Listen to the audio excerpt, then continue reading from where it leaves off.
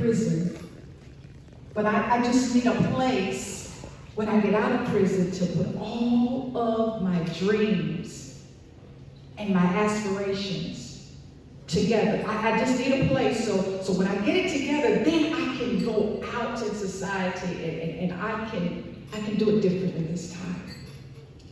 So we have an intake specialist who calls the prison after we have received an application. There's an interview, there's drug testing, there's classes. That's why the reentry council is important. We have a boot camp that Craven Community College offers. It's a job readiness boot camp that our ladies have to attend just to get some of those classes, or just get a brush up on the things that maybe they don't feel so very confident in, like a resume, how to prepare for that first interview, how to dress for that interview. But meanwhile, we have our own interview with them to find out, hey, what's different this time? What's different this time? Well, rather than tell you what they said, let me introduce to you Miss Ashley Fulcher. She's going to share with you her own story in her own words. Miss Ashley Fulcher.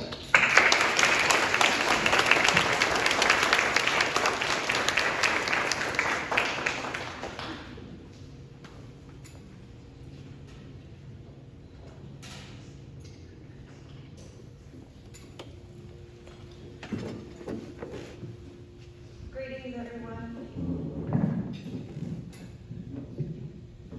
My name is Ashley Fulcher, and I'm a current resident of my sister's house, Tribe by Fire King. First, I would like to express my gratitude at being given this opportunity to share my experience, strength, and hope. It means so much to me to be given this platform so that others may bear witness to the great things that are taking place in our community, and to bear witness to the fact that recovery is possible. To give more understanding to my testimony, it is important for me to share a bit of my background. I am a 17-time convicted felon with a checkered past of drug use, jail time, and long-term rehab. But that is not who I am. Preceding my addiction, I was a stay-at-home mom, attending college to become a teacher. I had high hopes and big dreams, just as any productive member of society would. I was in my early 20s and life wasn't perfect, and certainly neither was I. I had potential, but I was ignorant, uneducated to the trials and tribulations that life holds, unprepared and unprotected. I was a young mother experiencing the effects of postpartum depression. With no one to reach out to but my doctor, I naturally trusted that prescriptions of pain medication and barbiturates were truly the answers to all my troubles. It made getting through my day all the more easier. On the outside, I had it all figured out, while on the inside, I feared only one ultimate outcome, when my bottle would run out before its refill. You see, I felt like Superman or Superwoman. Taking those medications made going to work and school, keeping a tidy house so much more pleasant, and at the very least obtainable. I no longer dreaded my day. I no longer felt like a failure when simple tasks were not completed on time or even at all. So you see, the absence of fatigue and depression that took place, all because of this prescription, formed the basis of my new way of thinking, which looked like this. If I don't run out, I won't fail. If I just make sure that I had the medication, I could continue to succeed in life.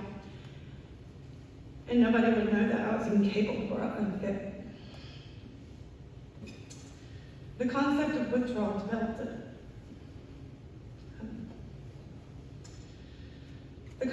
withdrawal developed an insatiable beast that grew out of control.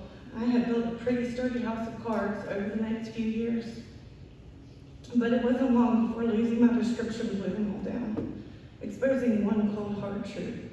I had no idea how to handle life on life's terms without a prescription. Over the years, I graduated from being Over the years, I graduated from being an ignorant young mother with misguided perceptions of life and what it was to be whole, to a full-blown addict that was driven by her addiction and dependence. I began using street drugs that would quiet the roaring, angry beast within. I was stripped of everything, my finances, my family. I lost custody of my kids. Everything I so desperately wanted to uphold slowly dwindled away as my addiction began to overtake every aspect of my life. The whole purpose of my depression began with the idea of being inadequate. An obsession of maintaining an acceptable facade based on the fact that I too could perform everyday life like everybody else so effortlessly accomplished on a daily basis. The reason why I used became the reason why I lost it all.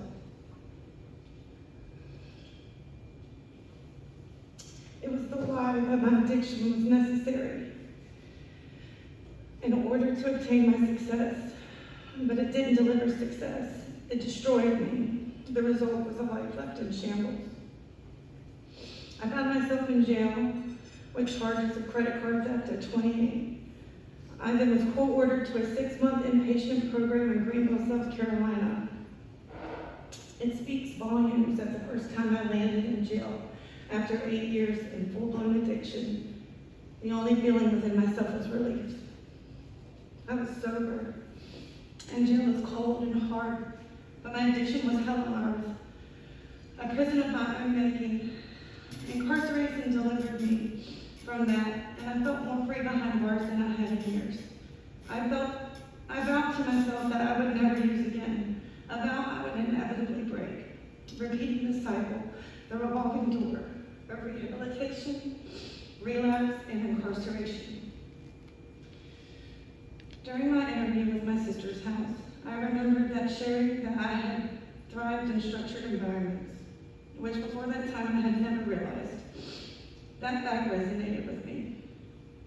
I wondered to myself how it was possible that while I was incarcerated or in an institution, I seemed to excel with my peers and life seemed all the more easier.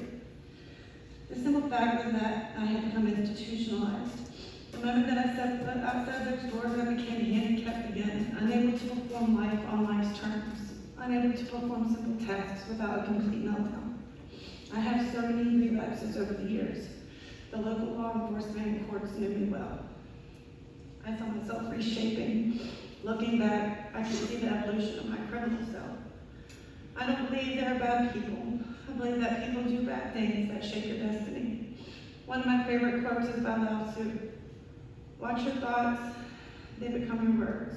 Watch your words, they become your actions. Watch your actions, they become your character.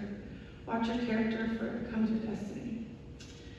Valuable practice I've now come to understand. Throughout my time incarcerated, I watched my thoughts, actions, and character slowly shift into something negative, something morally and spiritually dark.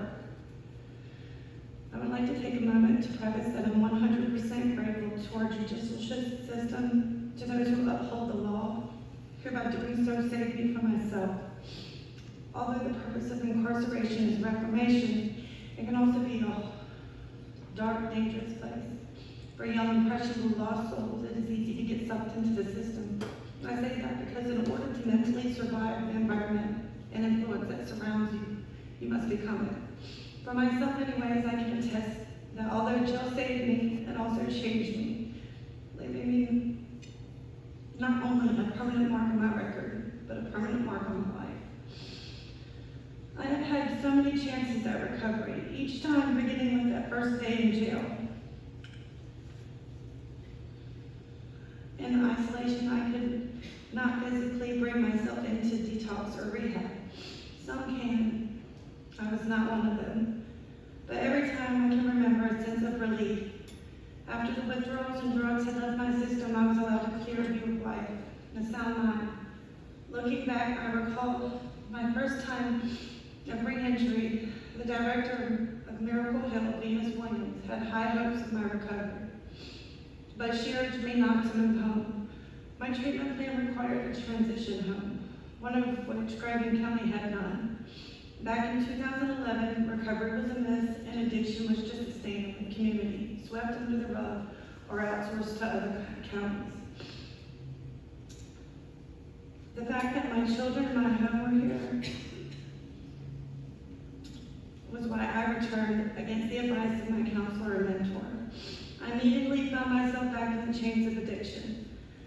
I found myself repeating the cycle over and over throughout the next 14 years. June 23rd, 2025, I moved into my sister's house after the worst year of my life. I lost my baby sister, my best friend, to her addiction.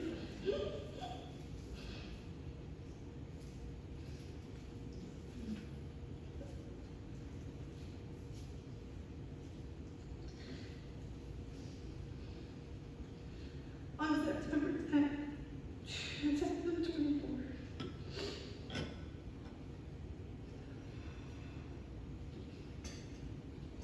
at the time I was teeter-tottering somewhere between addiction and recovery. This event catapulted me into full-blown addiction, homelessness, and spiritual warfare.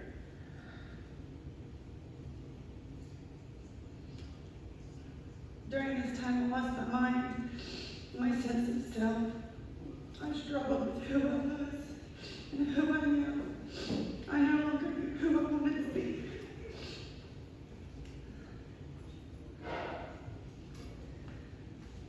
Thank you. Sorry.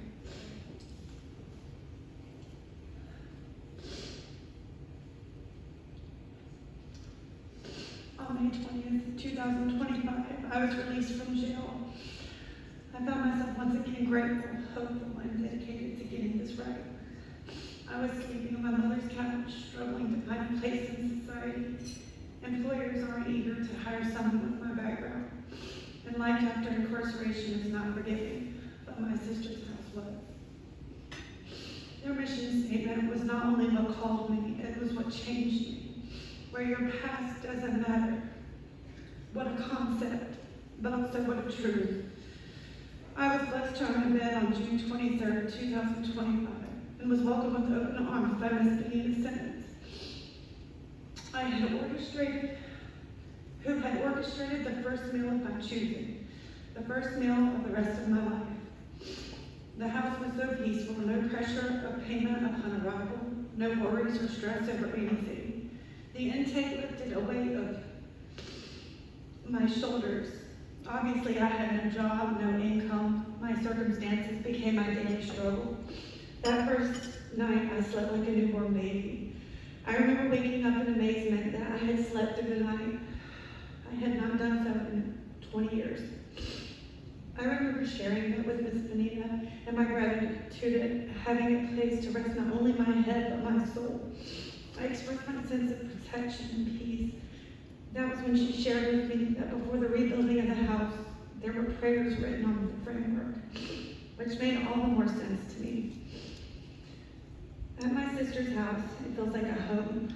We are free to come and go as we please, not limiting us as if we were still incarcerated. However, there is still a structured environment which allows one to slowly break free from the bonds formed from the aftermath of being institutionalized. Classes and groups are available at times which do not affect one's work schedule. I enjoy this coping exercise. One of my favorites is on Tuesday nights.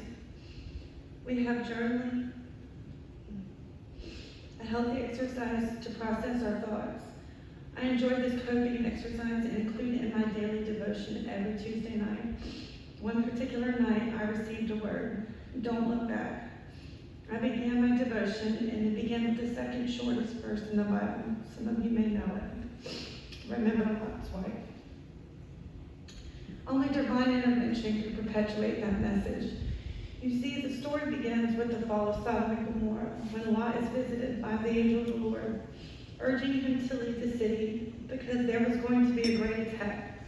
God saw that the city was full of sin and beyond repair. Lot took his family and began to leave